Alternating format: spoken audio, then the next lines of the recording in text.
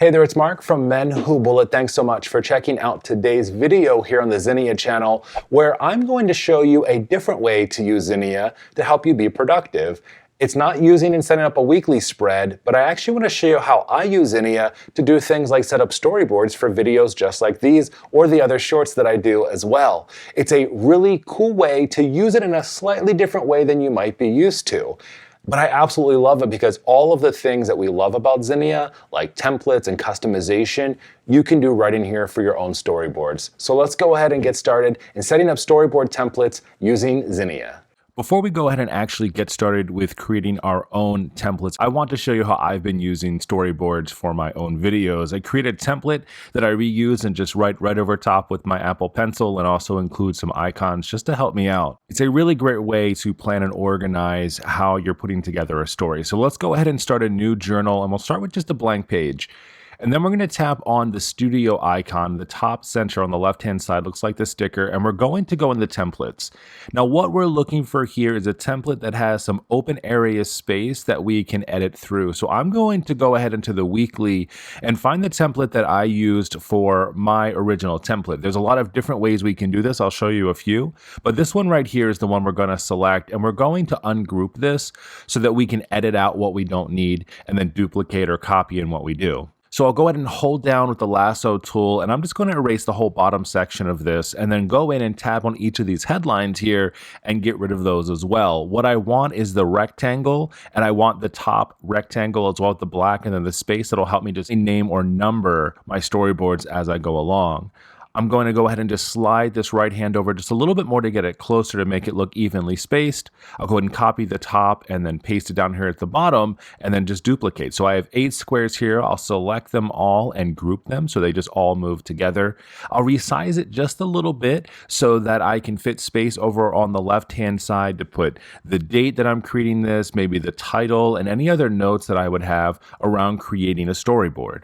There's also 2 other real easy templates that you can use that exist right inside of ZInnia. So if we go back to templates and swipe all the way down to the bottom and tap on trackers, you'll see at the top a category called blank slate.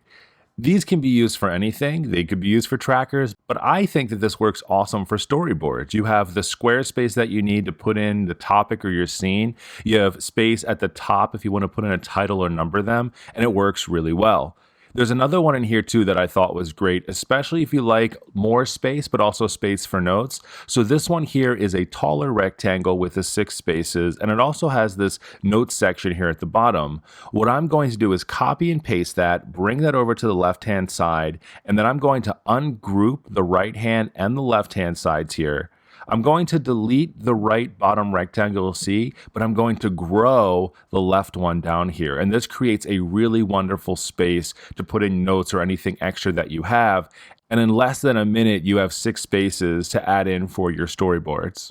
Let's go back to the original template that I showed you. I want to show you how I've been creating storyboards using ZInnia. So the first thing that I like to do is go back in and I like to number each of my scenes. This is just a really great visual way for me to know where I am and what we're doing and the breakdown of the story that I'm trying to tell. So in this template, the top left rectangle already has a text box filled in there. So what I'm going to do is just go in and number them 1 through 8. What I've been doing with my storyboards is anytime that I'm speaking, I like to put an icon in there that represents myself. Let's go into the studio and in the search bar type in person, and we'll use this person icon. This will represent me as I'm talking.